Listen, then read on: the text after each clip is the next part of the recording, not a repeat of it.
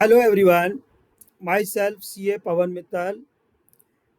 मैं आज आपके बीच में जो वीडियो लेके आया हूँ वो टैली प्राइम का जो लेटेस्ट रिलीज आया 7.1 उसके बारे में लेके आया हूँ। कहने को तो ये एक माइनर रिलीज है। जिनके पास 7.0 है वो फ्री ऑफ कॉस्ट 7.1 में कन्वर्ट कर सकते हैं, परंतु इसमें बहुत ज़्यादा चेंजेस हैं। इतने चेंजेस 7.0 में भी नहीं थे जितने कि 7.1 में है। मैंने काउंटिंग करी, करीब 30 से लेके 32 पॉइंट ऐसे हैं जो इसमें नए एडिशन किए गए हैं। तो मैं आपको एक एक करके सभी के बारे में दिखाता भी हूँ, किस तरीके से इन्होंने चेंजेस किए हैं और उसका क्या इम्पैक्ट है। मैं आपको अब लाइव दिखाता हूँ। पहला मेजर जो चेंजेस है उसकी बात करते हैं। तो इनवॉइस टेम्पलेट के रिगार्डिंग चेंज किया गया। अभी तक जो हम इनवॉइस की बात करते थे, तो कोई भी एक इनवॉइस होता था तो उसका जो हमारा प्रिंट था वो कुछ इस शेप में था, क्लासिक व्यू जिसे हम बोलते हैं। टैली का एक ओरिजिनल पुराना व्यू जो होता था उस शेप में ये व्यू दिखता था। हम इसको चेंज भी कर सकते थे, यूज सिंपल इनवॉइस फॉर्मेट करके एक शेप ये भी ले सकते थे हम, और एक डिफरेंट व्यू भी और ले सकते थे। आइटम वाइज इनवॉइस करने के बाद, ये यस करने के बाद भी हमारा एक शेप चेंज हो जाती थी, ये शेप भी हो जाती थी। इसमें भी हम एक चेंज और कर सकते थे, अगेन सिंपल इनवॉइस फॉर्मेट, तो ये भी शेप हमारी हो जाती थी। अभी तक जब हम टैली में कोई प्रिंट आउट देते थे तो प्रिंट आउट देने पर हमारे पास जो व्यू दिखाई देता था वो classic view, this shape view होता था। हम यहाँ से इसको आइटम इनवॉइस भी कर सकते थे। तो जब हम आइटम इनवॉइस करते थे तो कुछ इस शेप में दिखाता था, और अगर हम इसको भी सिंपल इनवॉइस फॉर्मेट कर लें तो ये कुछ इस शेप में दिखाता था। यानी कुल मिला के हमारे पास टोटल 4 तरह के व्यूज अवेलेबल थे यहाँ पर। लेकिन अब अगर हम बात करें और मैं इसको ऑफ कर दूं, जो मैंने व्यू किया आपको, ओरिजिनल व्यू तो यही था हमारे पास।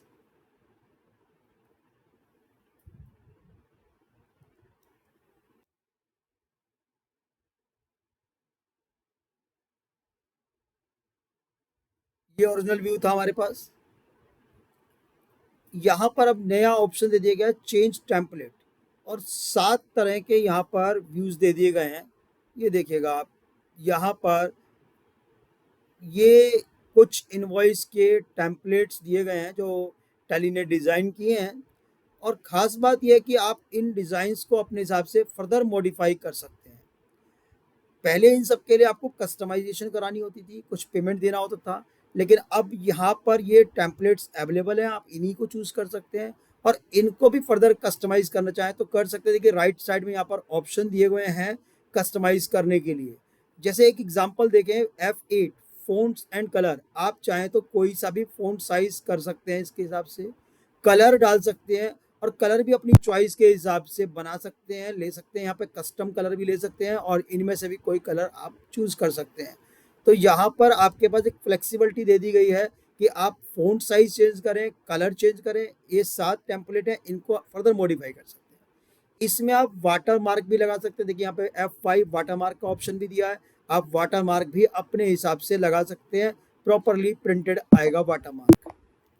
आप यहाँ पर हेडर इमेज भी लगा सकते हैं और फुटर इमेज भी लगा सकते हैं। यहाँ पर पहले भी हम लोगो लगा सकते थे, अब यहाँ पर आप डिफरेंट डिफरेंट टाइप के अलग अलग लोगो लगा सकते हैं। आप इवन लेटर पैड इंट्रोड्यूस कर सकते हैं। यहाँ पर बॉटम लाइन पे आप चाहें तो अपने प्रोडक्ट की इमेज लगा सकते हैं।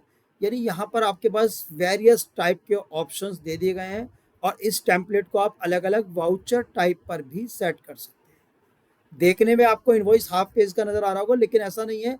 जब आप प्रिंट करेंगे तो ये पूरा ही इनवॉइस आपको यहाँ पर नज़र आएगा। तो ये एक बहुत ही बेहतरीन काम दे दिया टैली ने। और यहाँ पर आप केवल इनवॉइस टेम्पलेट यूज़ करने की बात नहीं है, आप इसको कस्टमाइज़ भी कर सकते हैं अपने हिसाब से। तो एक कह सकते हैं बड़ा मेजर चेंजेस है इनवॉइस टेम्पलेट के रिगार्डिंग। और नेक्स्ट की तरफ हम मूव करते हैं, तो वो है आईएमएस फैसिलिटी। आईएमएस में अभी तक इनवॉइस मैनेजमेंट जो सिस्टम चल रहा था उसके अंदर हमारे पास पार्टी का नाम अपीयर नहीं होता था अगर हमारे यहाँ लेज़र नहीं बना हुआ। लेज़र बना हुआ है तो नाम अपीयर हो रहा था।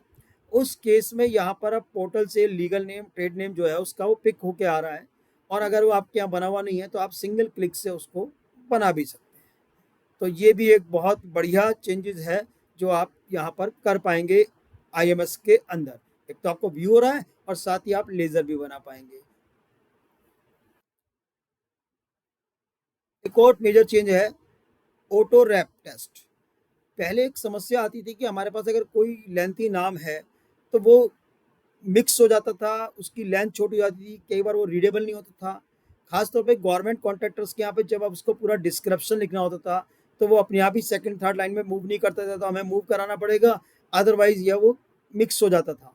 तो अब लेकिन वो समस्या खत्म हो गई है। मैं आपको एक सैंपल दिखाता हूँ, जैसे कि कोई लेज़र मैं बना लेता हूँ आपके साथ। मान लेते हैं टेली सॉल्यूशंस का ही हमने एक लेज़र बना रहे हैं, और मान लेते हैं यही नाम रिपीट करना है मुझे दोबारा से। तो मैंने मान लीजिए यही मान लिया, नेक्स्ट एक और ले लिया, इसके बाद एक और ले लेता हूँ, एक और इसके बाद एक और फिर एक और ले लेता हूँ।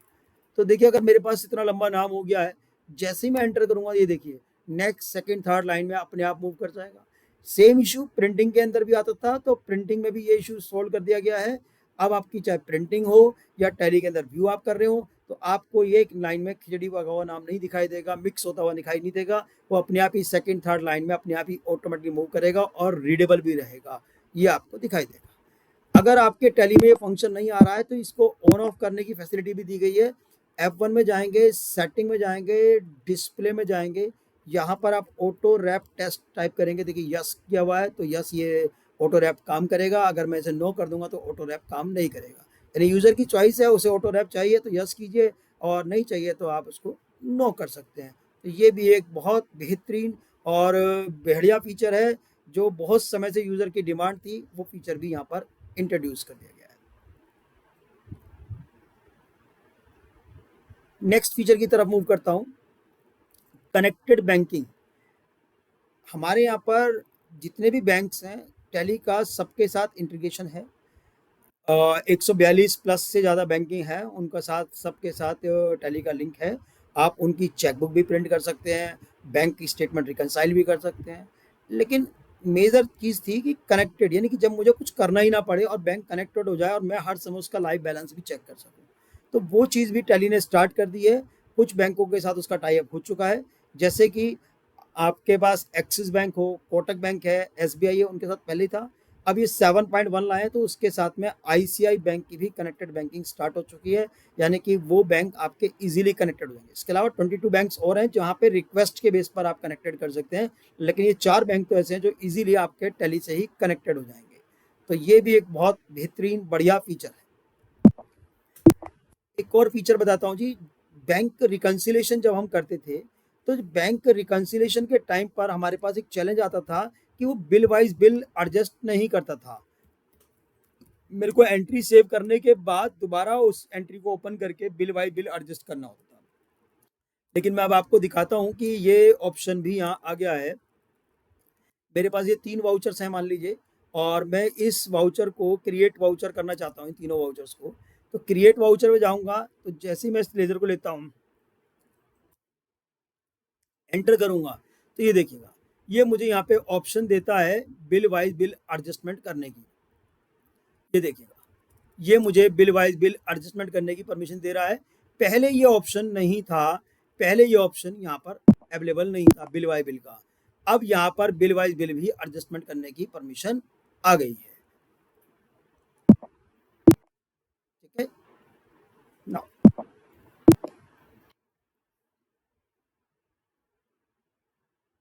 एक और इम्पॉर्टेंट पॉइंट है, जब हम टैली से कनेक्टेड जीएसटी की बात करते हैं तो मुझे यहाँ पर ओटीपी लेना होता है, और ओटीपी लेने के बाद वो अगर मेरा सिस्टम बंद हो जाता है या बाद में नेक्स्ट डे मैं करना चाहता हूँ तो मुझे फर्दर दोबारा से ओटीपी लेना पड़ता है। जबकि पोर्टल पे जब मैंने एपीआई एक्सेस किया था तो उस समय मेरे पास ऑप्शन था 6 आवर्स और 30 डेज। तो मैंने 30 डेज चूज़ करने के बाद भी ये 30 डेज तक वर्किंग नहीं कर रहा था।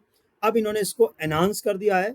आपने अगर 30 डेज को मार्क कर दिया है तो उसके बाद 30 दिन तक आपको बार बार ओटीपी लेने की ज़रूरत नहीं पड़ रही है, क्योंकि जैसे हम वन फाइल करते हैं कस्टमर की, उसके बाद हमने उस समय ओटीपी लिया, फिर जो है 14 तारीख के बाद 2A 2B का रिकन्सिलेशन करना है, फिर दोबारा कुछ और काम करना है, तो हमें बार-बार ओटीपी लेना पड़ता था। लेकिन अब बार-बार ओटीपी लेने की ज़रूरत नहीं है। देखिए, जैसे मैं आपको इसमें ही दिखा देता हूँ कि मुझे बार-बार ओटीपी लेना नहीं पड़ेगा। अगर मैं यहीं पर इसको एंटर करता हूँ, डाउनलोड जीएसटी रिटर्न की बात करता हूँ, अप्रैल से जून की, तो यहाँ पर मुझे बार-बार ओटीपी नहीं लेना पड़ेगा और अब मेरे को कोई ओटीपी नहीं डालना। मैंने 3 दिन पहले ओटीपी डाला था यहाँ पर, तो मुझे अब कोई ओटीपी दोबारा नहीं डालना है और ये मेरा वर्क कर रहा है। मुझे अब बार-बार ओटीपी नहीं डालना पड़ेगा, ये मेरा वर्क कर रहा है। तो ये भी एक बहुत मोस्ट वेलकम स्टेप है हम सभी चार्टर्ड अकाउंटेंट्स को, एडवोकेट्स को, जहाँ पर हम जीएसटी का काम करते हैं, बार-बार कस्टमर से ओटीपी लेना पड़ता था, हम क्लेरिकल काम में उलझे रह जाते थे ओटीपी के, लेकिन अब बार-बार ओटीपी लेने के झंझट से हमें मुक्ति मिल गई है। अब हम स्मूथली इसमें काम कर सकते हैं।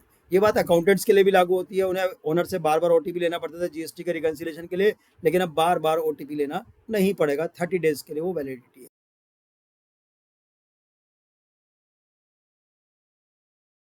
ये मेरी रिटर्न्स डाउनलोड हो रही हैं।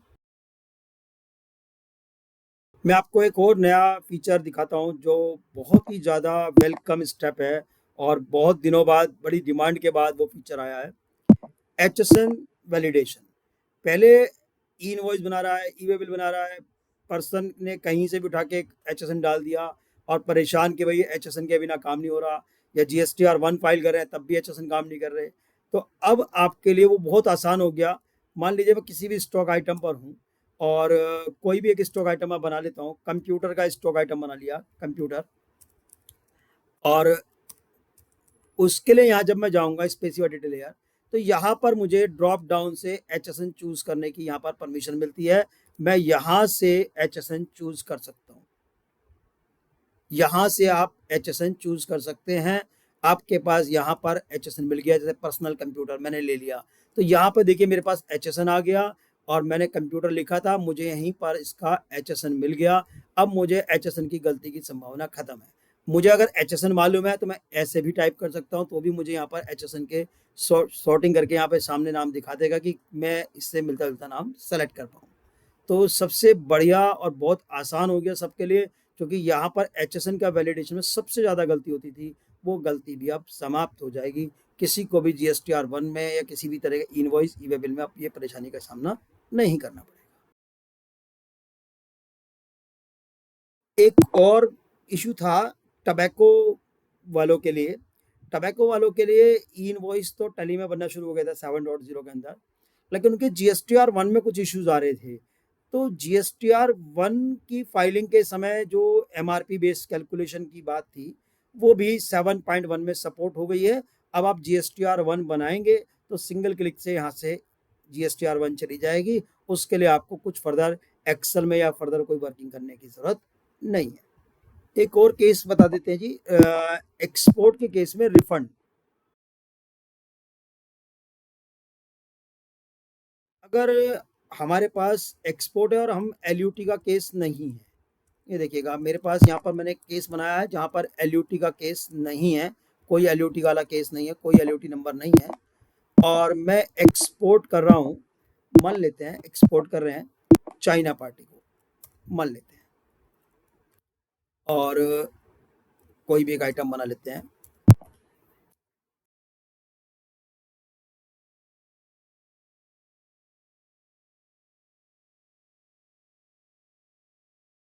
ये देखिए यहाँ पर ये ऑप्शन आ गया क्लेम रिफंड। यहाँ पर ये यस नो कर सकते हैं। अगर आपको रिफंड क्लेम करना है तो आप यस कर सकते हैं। यहाँ से ये ऑप्शन भी यहाँ पर आ गया। ये विदाउट एलयूटी वाले केस में जो इश्यूज था वो भी सॉल्व हो गया है। एलयूटी के केस में तो कोई टैक्स लगना ही नहीं है, कोई झगड़ा ही नहीं है, लेकिन जहाँ पर एलयूटी नहीं है वहाँ पर भी आप यहाँ पर क्लेम रिफंड का बटन अराइज हो गया है। देखिएगा ये विंडो यहाँ पर न्यू इंसर्ट हुई है।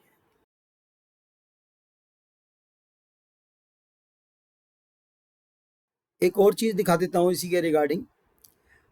एक्सपोर्ट का केस नहीं, कोई भी केस है, अभी तक जब ई वे बिल बनाते थे तो ई वे बिल में अगर 50,000 की मैंने लिमिट सेट की हुई है और मुझे 40,000 रुपये का ई वे बिल बनाना है, तो या तो मैं F11 में जाके उस लिमिट को मॉडिफाई करूँगा, तब बना पाऊँगा। तो उस केस को कैसे हैंडल करें? या दूसरा केस था जहाँ पर ई वे बिल मुझे जा रहा है बनाना ही नहीं है, क्योंकि वहाँ पर मेरा माल बाई हैंड जा रहा है, ठेले से जा रहा है, मोटर व्हीकल का मूवमेंट नहीं है। तो उस केस में मुझे ई वे बिल बनाना नहीं होता था, तो यहाँ पर एरर आती थी। तो उस केस को भी हैंडल करने का बहुत ही सिंपल तरीका दे दिया गया है। यहाँ पर अगर हम देखते हैं, alt I, control I, more detail का बटन है। यहाँ पर अगर हम आते हैं ई वे बिल डिफॉल्ट डिटेल्स, जैसे ही मैं इस पर एंटर करता हूँ, इसमें मैंने ई वे बिल बना देता हूँ।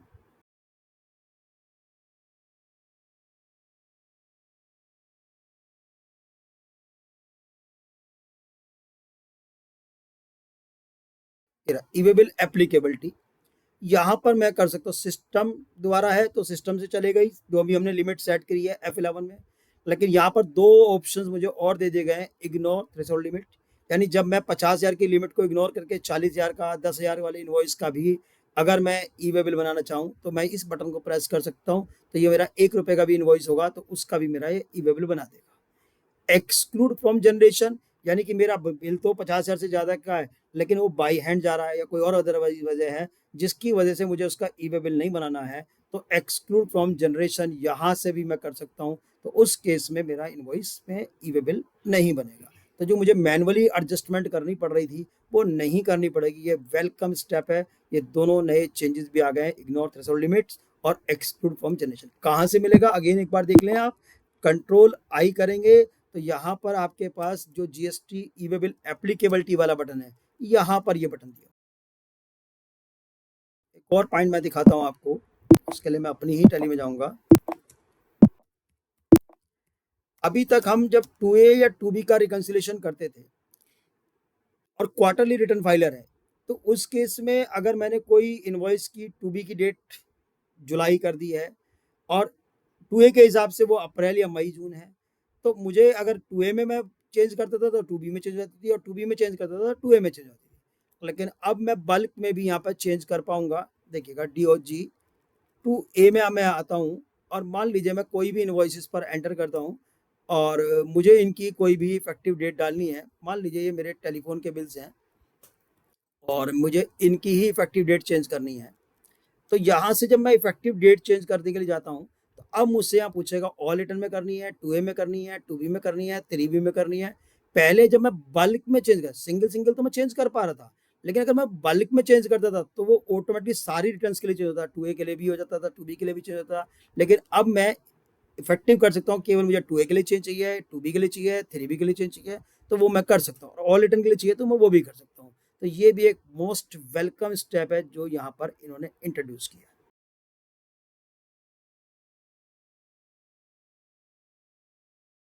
अब मैं आता हूँ, केरल में गोल्ड के लिए ई वे बिल बनाना कंपलसरी है।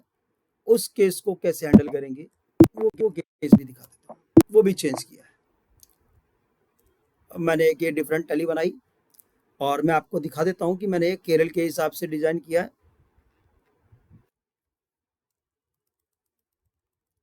मैंने एक केरल ले लिया यहाँ पर, ठीक है, केरला। अब मैं यहाँ पर एक वाउचर बनाने जा रहा हूँ, कैश का वाउचर बनाने जा रहा हूँ और गोल्ड के लिए बना लेता हूँ।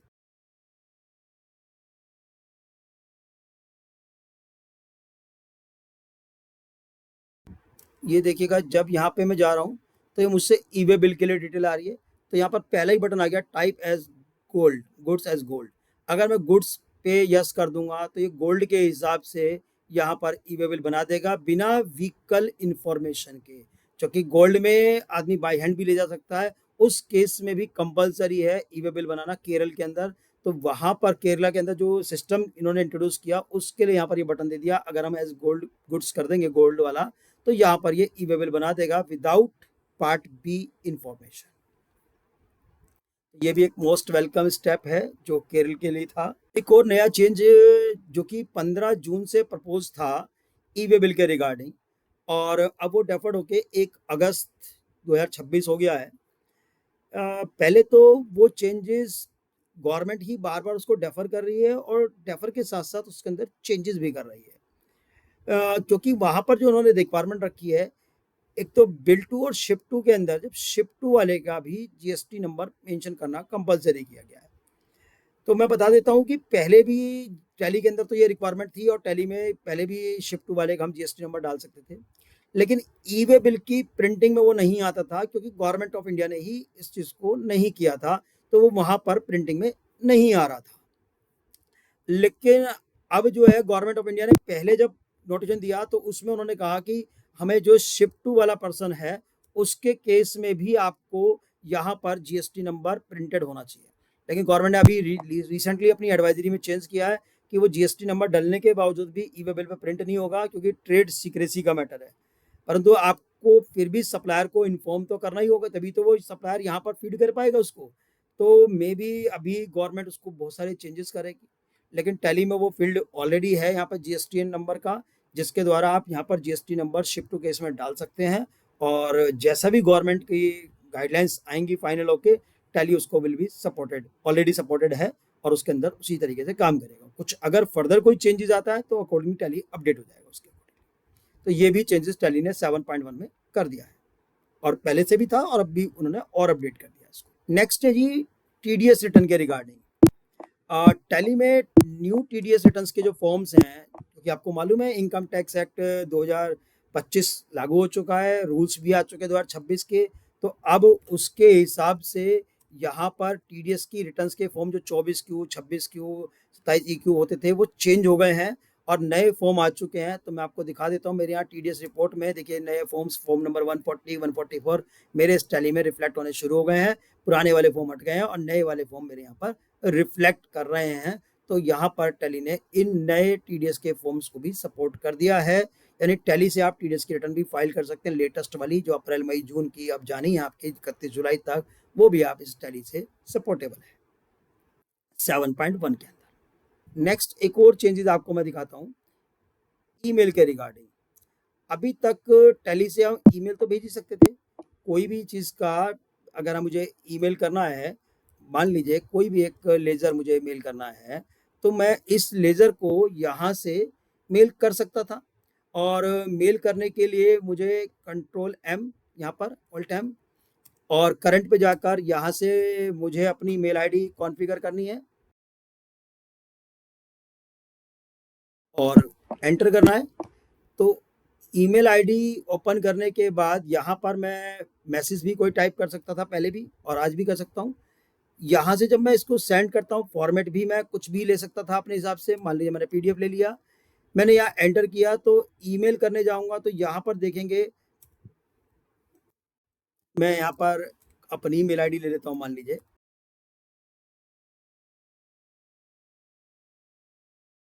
तो यहाँ पर ऑप्शन आता था लॉगिन वाया ऐप पासवर्ड। हम जीमेल में जाकर एक ऐप बनाते थे, ऐप पासवर्ड, और उसके थ्रू हम यहाँ पर थर्ड पार्टी एप्लीकेशन के थ्रू करते थे।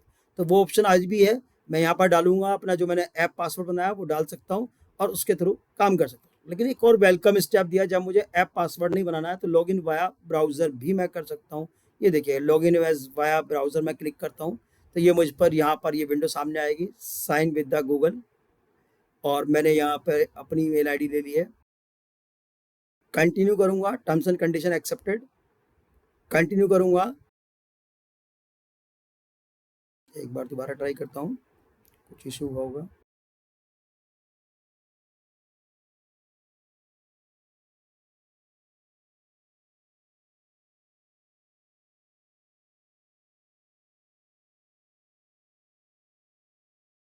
मान लीजिए मुझे ये स्टेटमेंट मेल करना है,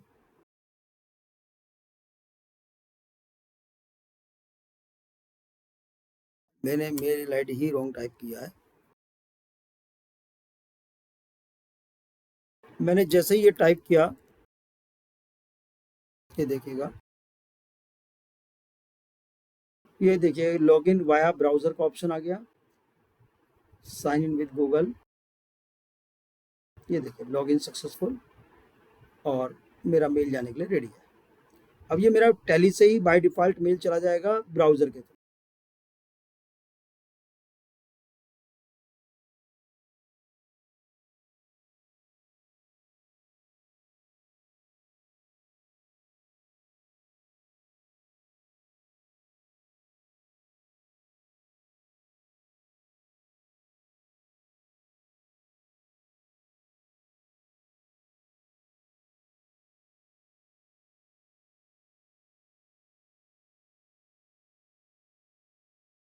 मेरे पास ये मैसेज आ चुका है और देखिए टैली प्राइम कनेक्टेड हो गया। Login details incomplete, complete the browser login and try again.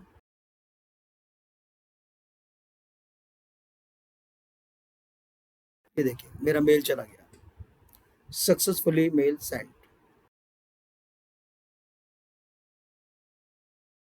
Next option दिखाता हूँ जी, डिस्काउंट का कॉलम। टैली ने अगेन एक और मोस्ट वेलकम स्टेप दिया। अभी तक अगर हम टैली में यहाँ पर कोई भी वाउचर बना रहे थे,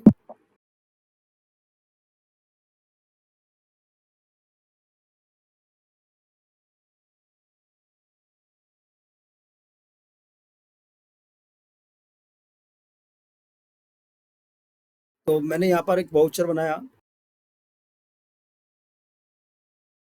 कोई भी आइटम ले लिया। तो यहाँ पर डिस्काउंट का कॉलम है, आपको नजर नहीं आ रहा। मैं F11 प्रेस करता हूँ तो यहाँ पर डिस्काउंट इन इनवॉइस का कॉलम था।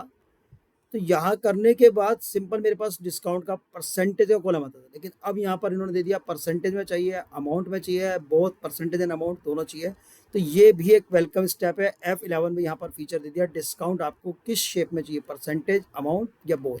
मान लीजिए मैंने बोथ कर दिया, तो अब आप देखेंगे मेरे पास यहाँ पे ऑप्शन आ चुका है। मैंने आइटम लिया, यहाँ पर आइटम के बाद यहाँ पर मान लीजिए मैंने 5% डिस्काउंट डाल दिया, तो देखिए मेरे पास अमाउंट भी शो करेगा और परसेंटेज भी शो करेगा। ये यहाँ पर दोनों ही ऑप्शंस मेरे पास आ गए। तो ये भी एक वेलकम स्टेप है। अगेन ये भी एक बहुत बड़ा चेंज है। एक और चेंज दिखाते हैं। अल्टर में जाते थे, वाउचर टाइप में हमारे पास सेल का वाउचर होता था, यहाँ पर रिटेन्ड ओरिजिनल वाउचर नंबर का ऑप्शन है। हम इसे रीनंबर भी कर सकते हैं और रिटेन भी कर सकते हैं। अगर हमने रिटेन किया हुआ है और हम कोई इन्वॉइस को डिलीट कर देते हैं, मैं आपको दिखाता हूँ। यहाँ पर मेरे पास दो इन्वॉइसेस बने हुए हैं, 1 एंड 2। मान लीजिए मैं सेकंड इन्वॉइस को डिलीट कर देता हूँ। अब देखिएगा क्या होता था, जब मैं यहाँ इन्वॉइस बनाने गया तो इन्वॉइस नंबर 3 दिखाई दे रहा है और मैं पूछता था कि सेकंड नंबर वाउचर कहाँ गया, मैं उसको कैसे यूज़ करूँ। तो उसके लिए हम आपको अभी तक जो सजेस्ट करते थे कि मोर डिटेल में जाइए, यहाँ पर वाउचर नंबर पे जाइए और उसके बाद वाउचर नंबर पे जाकर यहाँ पर शो अनयूज को चीज़ कीजिए, ये आपको दिख जाता था और यहाँ से आप वाउचर नंबर लेते थे। लेकिन अब आपको उसके लिए इतना लंबा जाने की जरूरत नहीं है, यहीं से आपके पास अनयूज वाउचर नंबर आ गया ऑप्शन। आप यहाँ से सेकंड नंबर ये वाउचर ले सकते हैं इजीली। तो आप सेकेंड नंबर वाउचर या यूज़ कर पाएंगे। जो डिलीट किया था और वो वाउचर अनयूज्ड है, तो वो आपको यहीं सामने स्क्रीन पर अनयूज वाउचर नंबर के अंदर दिख जाए। Again welcome step. एक और आपको मैं बटन दिखाता हूँ। F11 में आएंगे तो यहाँ पर एक देखिएगा सब्सक्रिप्शन एंड सर्विसेज करके बटन आ गया। ये भी एक न्यू बटन दिया गया है टैली 7.1 के अंदर। जब मैं इस पर क्लिक करता हूँ अपने लाइसेंस के लिए ही, तो आप देखेंगे मेरे यहाँ पर लाइसेंस नंबर मेरा यहाँ शो कर गया और मेरे लाइसेंस पर जो मेरा ऑडिटर लाइसेंस है उसकी कब की एक्सपायरी है, कब मेरा व्हाट्सअप एक्सपायर होने वाला है, वो सारी चीज़ें यहाँ पर वो शो करेगा। और रिन्यूअल अगर यहीं से हम क्लिक कर पाएंगे, अगर मेरा रिन्यूअल नियर बाई होगा। मेरा रिन्यूअल नियर बाई नहीं है तो यहाँ ये ऑप्शन नहीं है। लेकिन किसी भी कस्टमर के लिए बहुत बढ़िया बटन दे दिया है कि वो अपना सब्सक्रिप्शन चेक कर सकता है टैली के अंदर से ही। F11 में जाएंगे, यहाँ पे आपको सब्सक्रिप्शन एंड सर्विसेज का ऑप्शन मिल जाएगा। ये भी एक न्यू फीचर इन्होंने ऐड किया है। एक और देखेंगे बैकअप के रिगार्डिंग। आप देख रहे हैं मेरी टैली पर लिखा आ रहा है शेड्यूल्ड बैकअप। ये भी एक वेलकम स्टेप दिया गया है। इनकम टैक्स रूल्स 2026 आ चुके हैं, उनके अंदर रूल नंबर 46 सब रूल नंबर 8 में कंपलसरी बैकअप के लिए बोला गया है और नहीं बनाने पर पेनल्टीज़ के प्रोविजंस हैं। तो टैली में यहाँ पर पहले ही इनकम टैक्स रूल लॉन्च होने से पहले ही यहाँ पर बैकअप की फैसिलिटी दे दी गई है। तो यहाँ पर ऑटो बैकअप बनता है जो कि अमेजॉन वेब सर्विस के उस पर डाटा में बनता है, स्पेस पे। तो वो टैली में बाई डिफ़ॉल्ट है और ऑटो बैकअप आप शेड्यूल कर सकते हैं और ऑटोमेटिकली डेली बैकअप बनाएगा। और बैकअप का फीचर भी इतना बढ़िया है कि अगर आपका टैली ऑफ है लेकिन सिस्टम ऑन है तो भी वो ऑटोमेटिकली बैकअप बनाता है। अब ये तो पीछे आ गया था 7 डॉट में, लेकिन अब क्या 7.1 में नया दिया है, तो वो यहाँ पर ये जो शेड्यूल्ड बैकअप लिखा हुआ है, इसका मतलब इस टैली का मैंने बैकअप शेड्यूल्ड नहीं किया हुआ है। शेड्यूल्ड बैकअप लिखा होने का मतलब है कि मैंने इसका बैकअप अभी तक अनेबल नहीं किया है। बैकअप मैंने ऑटो शेड्यूल में नहीं डाला हुआ, ऑटो बैकअप फैसिलिटी मेरी अनेबल नहीं है। अगर बैकअप फील्ड लिखा आ रहा है इसका मतलब बैकअप फील्ड है। और अगर मैंने यहाँ पर शेड्यूल बैकअप लगा रखा है और बैकअप मेरा नॉर्मल चल रहा है तो यहाँ पर कुछ भी लिखा हुआ नहीं आएगा। अगर फील्ड आ रहा है दैट मीन्स फील्ड है। शेड्यूल बैकअप का मतलब है कि अभी तक मैंने बैकअप को शेड्यूल नहीं किया है। तो जब भी आप शेड्यूल बैकअप देखें आपको उसको बैकअप का शेड्यूल लगाना है, जो कि मैंने पिछली वीडियो 7.0 के अंदर दिखाया था, तो उसी तरीके से इसको लगाना है। कुछ लोगों को 7.1 के अंदर चैलेंज आ रहा है कि बैकअप नहीं लग पा रहा है, तो उसको सिंपली करना क्या है कि यहाँ पर जाकर टैली ड्राइव से एक बार लॉग आउट करना है और एक बार फिर लॉग इन करना है और उसके बाद बैकअप का शेड्यूल दोबारा से लगा देना है। तो जो ये प्रॉब्लम आ रही होगी तो वो प्रॉब्लम समाप्त हो जाएगी। अगेन एक वेलकम स्टेप कह सकते हैं यहाँ पर, क्योंकि अब आपको मार्किंग के साथ दिखाई देगा कि मेरा बैकअप है या नहीं लग रहा है। और आप यहाँ पर बैकअप का लॉग भी चेक कर पाएंगे। इस टैली में तो मैंने लगाया नहीं है, अदरवाइज मैं यहाँ पर जाकर शेड्यूल बैकअप में जाकर बैकअप का लॉग भी चेक कर पाऊंगा। मैनेज डेली ड्राइव में जाकर मैं लॉग भी चेक कर पाऊंगा कि मेरे क्या एरर आ रही है उसके अंदर। ये तो चेंजेस जितने भी मैंने बताए आपको ये सब टैली के अंदर इनबिल्ट कर दिए गए। टैली में अब एक नई फैसिलिटी भी है, आपको मालूम है प्लग इन की। ये देखिएगा टैली प्लगइन्स की फैसिलिटी भी है। तो टैली में अब बहुत सारे प्लगइन लग चुके हैं। आप मेरी स्क्रीन पे देखेंगे 8 प्लगइन मैंने अनेबल कर रखे हैं। तो यहाँ पर टैली ने इस 7.1 के साथ 3 नए प्लगइन दिए हैं। तो एक मेजर प्लगइन जो दिया है वो है डॉक ईरा का, टैली ईरा। आप देख रहे हैं मेरी स्क्रीन पर टैली ईरा का एक प्लगइन है। इसकी वीडियोस ऑलरेडी डल चुकी हैं। इसका सबसे बड़ा फायदा इस समय सभी को होने वाला है, क्योंकि सभी के पास मैन पावर की कमी है, आदमी नहीं मिल रहे हैं, बेरोजगारी नहीं है बिल्कुल भी। तो वहां पर कैसे इसको हम हैंडल करें? तो अब क्योंकि नंबर ऑफ ट्रांजेक्शन्स बहुत बढ़ गई हैं, परचेज इनवॉइस बहुत सारे आते हैं, सेल इनवॉइस बहुत सारे आते हैं, तो अगर वो आपके इनवॉइसेस सिस्टम में हैं, सॉफ्ट कॉपी में है, पीडीएफ में है, जेपीजी में, तो वो इनवॉइसेस आपके ऑटोमेटिकली टैली में आ जाएंगे। परचेज की एंट्री हो, सेल की हो, क्रेडिट नोट हो, डेबिट नोट हो, वो सारे इनवॉइसेस सिंगल क्लिक से टैली में आ जाएंगे। अगर लेजर भी नहीं बना हुआ तो लेजर भी यहाँ पर बन जाएगा। आइटम नहीं बने हुए तो आइटम बन जाएंगे, वो आपको ड्राफ्ट ट्रांजेक्शन में शो करेगा। अगर आपके पास हार्ड फाइल रखी हुई है तो इसमें मोबाइल ऐप भी है, जिसके द्वारा आप उसको स्कैन करके डायरेक्ट टैली में ट्रांसफर कर सकते हैं। इसकी मैं अलग से डिटेल वीडियो बनाऊंगा, तो जहां आप देख पाएंगे कि डॉक ईरा से किस तरीके से ये इनवॉइसेस स्कैन होकर आ रहे हैं। अगर आपको किसी तरह की इसमें कोई दिक्कत आ रही है तो हमारे स्टाफ से आप हेल्प ले सकते हैं, टैली का डॉक ईरा अप्लाई कर सकते हैं। ऐसा ही एक और प्लगइन है जो कि हमारे पास मिलेगा आपको, फाइनेंशियल स्टेटमेंट, जो कि शेड्यूल 3 के लिए है। शेड्यूल 3 7th नंबर पे जो लगा हुआ है ये शेड्यूल 3 है। अभी तक जो टैली का ERP 9 हुआ करता था पहले, उसमें शेड्यूल 3 बनता था। उसके बाद टैली में से शेड्यूल 3 मिसिंग हो गया था और लोगों की डिमांड थी कि साहब शेड्यूल 3 दोबारा से आना चाहिए, तो टैली ने दोबारा से शेड्यूल 3 दे दिया है, लेकिन वो दिया है प्लगइन की शेप में। आप यहाँ से जब बैलेंस शीट को अपनी एक्सपोर्ट करेंगे और वही सेम चीज़ जो हम नॉन कॉर्पोरेट फाइनेंशियल स्टेटमेंट के लिए कर चुके हैं, सिमिलर तरीके से काम हमारा होना है।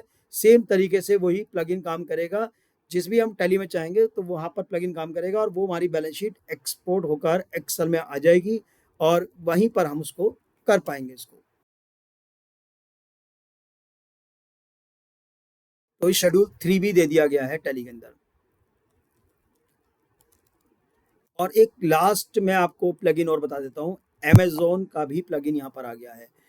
अभी तक अमेजोन के हमें टेम्पलेट बनाने होते थे, उससे मैपिंग करनी होती थी। यहाँ पर भी अमेजोन का अगर मैंने प्लगइन लगा रखा है, जब भी मेरे पास ये प्लगइन है तो मैं अगर इंपोर्ट करूँगा डाटा को, मान लीजिए एग्जाम्पल ले लेते हैं ट्रांजेक्शन्स, मैंने इसको इंपोर्ट करने के लिए एंटर किया और मैंने कोई अकाउंटिंग वाउचर है, तो देखिए आप मेरे इस पे नीचे देखेंगे अमेजोन B2B, ये B2 शिपमेंट, रिफंड शिपमेंट, ये सारी एंट्रीज यहाँ आ चुकी है। मैं सिंगल क्लिक से यहाँ पर वो एंट्रीज बना सकता हूँ अमेजोन का। तो अमेजोन का प्लगइन भी अवेलेबल है। प्लगइन के लिए अलग अलग वीडियोस में अलग अलग बना दूंगा। फिलहाल तो मैंने टोटल 7.1 के अंदर जितने भी चेंजेस आए सारे बता दिए। ये चेंजेस मेरे हिसाब से करीब 30 से लेकर 32 चेंजेस तक ये हैं, और मैंने उनके बारे में आपको बता दिया। फिर भी आपको कोई स्पेसिफिक पॉइंट पर डिटेल वीडियो चाहिए तो कमेंट बॉक्स में बताइएगा, तो हम उस पॉइंट पर डिटेल वीडियोस भी बना देंगे। Thank you very much for watching my video. Please subscribe our channel.